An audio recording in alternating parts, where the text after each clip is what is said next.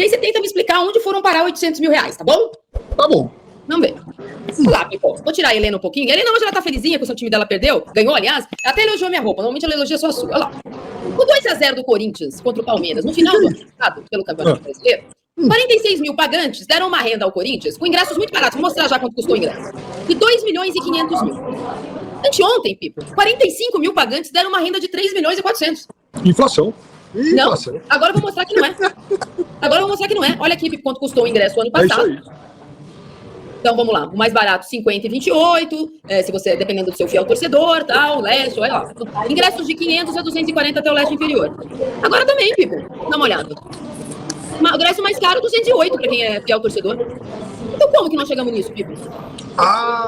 Então, né, a gente falou outro dia sobre essa história dos ingressos que explodiu lá. Óbvio. Quer dizer, primeiro, santa biometria facial. Isso inibe, digamos, uma espécie assim, de livre cambismo que imperava, né, na circulação desses ingressos aí pelo Corinthians. Olha, vamos falar português claro. O Corinthians dava cortesia a dar com pau para um monte de pessoas. Trouxe aqui 30% quase. Lembra quando a gente trouxe aqui, quando o ex-diretor da informática, que foi exonerado pelo Augusto Melo, porque foi reclamar justamente da quantidade de logins que eram usados para emissão de ingressos, usados por cambistas e também por gente dentro do clube. Ele foi mandado embora pelo Augusto Melo, agora ele está de volta nessa gestão estável, quando ele, em janeiro, disse, gente, tá um pouquinho demais aí, o jogo tá um pouquinho demais. O Corinthians bateu todos os recordes de público ano passado, na tentativa de se salvar da segunda divisão, começou o ano lotando o estádio de novo por conta da sua campanha no Campeonato Paulista e pelos mata-matas de pré-Libertadores e Sul-Americana. E como é que pode, Piper, de um dia para o outro, 800 mil reais a mais pro jogo? Eles pagam 45 mil todo jogo. É evidente que havia um esquema de circulação ilícita desses ingressos. Ingresso desviado que voltava para as mãos de cambistas e aí isso abastecia as contas de muita gente. Óbvio. E aí a biometria facial passa a inibir isso. Agora, isso é uma das pontas da corrupção que existe no Corinthians, ou pelo menos existia. Isso é evidente, e é isso que tem que ser falado. Português, claro, para que todo mundo entenda. Ou seja, o Corinthians estava sendo saqueado. Qual é um dos impactos disso? Ora, todo mundo sabe que dinheirinho de arrecadação vai para o fundo para pagar o estádio. Por que nunca fechava essa conta? Isso para mim era um mistério. Se o Corinthians fizesse 3 jogos por mês como mandante e com receita líquida por jogo, imaginando que o Corinthians fature uns 5 milhões líquidos por mês com esses jogos, já dava para pagar a parcelinha lá do estádio.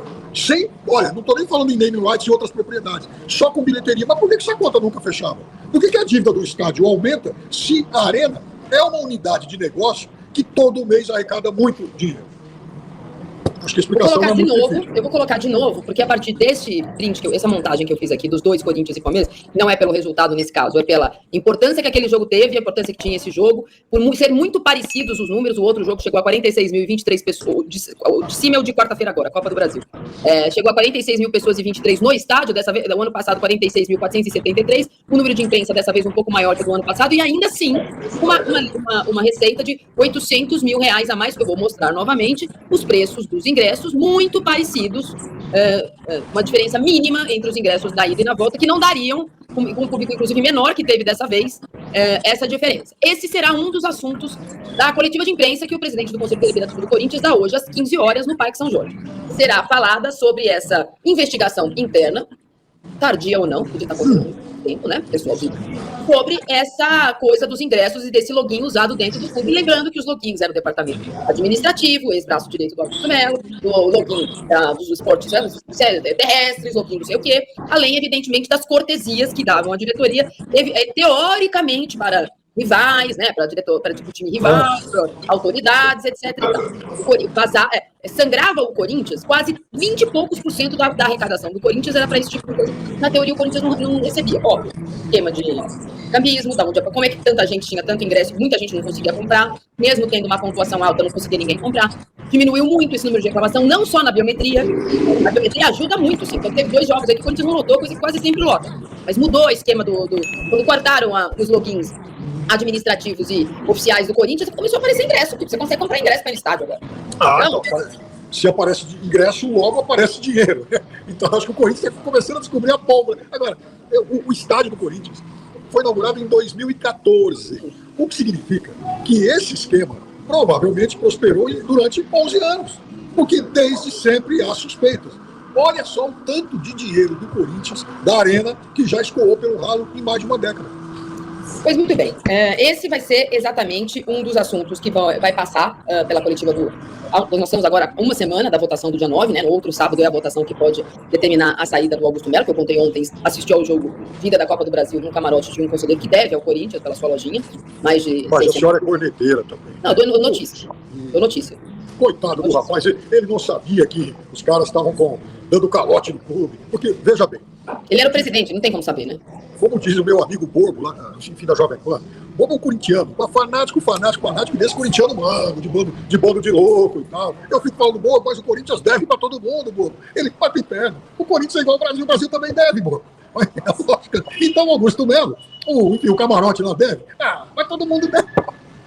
E aí, em contrapartida a isso, o assessor fake oficial do Augusto Melo andou postando nas redes sociais dele, cada um faz o que quer, imagens do camarote da presidência do Corinthians no jogo de quarta-feira, quem foi e quem não foi. Tá vendo como são? O ex-vice-presidente da Renovação e Transparência. Tá bom aí, filho. Renovação e Transparência estava lá, o Rubão esteve lá, não sei mais quem esteve lá.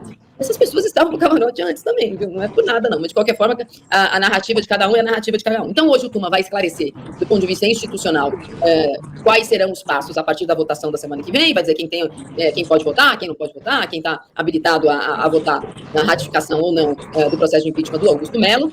Ele vai passar dados daquilo que eu já falei aqui, das dívidas que as organizadas têm, tanto com o fiel torcedor, como outras dívidas de gestões anteriores, de transporte, outra dívida de organizada. Inclusive, eu gostaria muito de saber se são dívidas ou se foram empréstimos e quem foi que emprestou, com autorização de quem. Porque eu também torço pro Corinthians e não pego dinheiro do Corinthians. Ninguém me ajuda aí a assistir o jogo do Corinthians em lugar nenhum. Então, eu quero saber quem, quando teve ajudas, porque tem uma discussão se é dívida ou se foi dinheiro que o Corinthians deu, como todos os clubes fazem, vamos deixar claro, tirando a Leila agora com a Mancha, mas durante muito tempo a Leila bancou a Mancha também, inclusive a escola de samba.